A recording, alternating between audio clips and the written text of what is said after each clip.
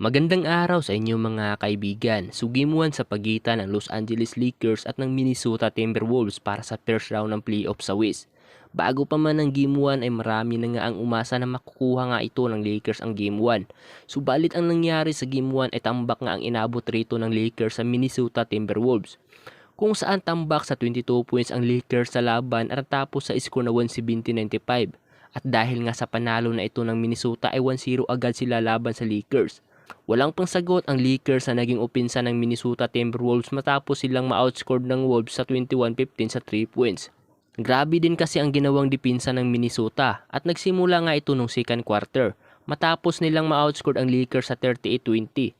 Hanggang sa natapos ang laban ay naubusan nga ng panagot ang Lakers dahilan upang matambakan nga sila ng Minnesota Timberwolves sa kanilang Game 1. Si Jaden McDaniels lang pala ang yayari sa Lakers matapos nito magtala ng 25 points, 9 rebound, 11 of 13 sa field at 3 of 3 sa 3 points. At hindi naman napigilan ng Lakers ang 6-man ng Minnesota Timberwolves na si Naz Reid. Matapos nga nitong magtala ng 23 points, 5 rebound, 6 out of 9 pa nga sa 3 points. 22 points, 8 rebound, 9 assists, 8 of 22 sa field si Anthony Edwards. Para naman sa Lakers ay hindi nga naging sapat ang 37 points at rebound 2 steal ni Luka Doncic na mayroon pang 5 of 10 sa 3 points. 19 points, 5 rebound, 3 assists, 2 steal, 3 blocks naman si LeBron James at 16 points si Austin Reeves. Well, Game 1 pa lang naman ito mga kaibigan at marami pa nga ang maaring mangyari sa Game 2 at sa susunod pa ng mga laban. Ngunit ibang usapan na nga kung matatalo pa nga sa Game 2 ang Lakers. Kaya naman kaabang-abang talaga ang magiging Game 2 sa pagitan ng Lakers at ng Minnesota Timberwolves.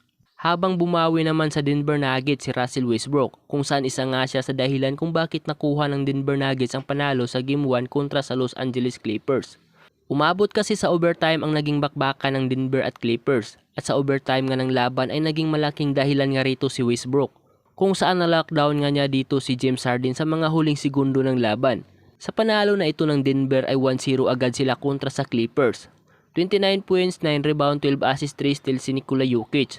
At 25 points si Aaron Gordon at 21 points, 9 rebounds, 7 assists naman si Jamal Murray. At nasayang naman ang 32 points, 11 assists ni James Harden at 22 points ni Kawhi Leonard. At dinurog naman ng Indiana Pacers ang Milwaukee Bucks na walang Damian Lillard. Kayod kalabaw na nga si Giannis para makuha nila ang panalo sa Game 1 kung saan nagtala nga ito ng nasa 36 points, 12 rebound. Subalit di nga ito naging sapat para manalo kontra sa Pacers. Kaya naman dinurog lang sila ng Indiana Pacers sa score na 170-98.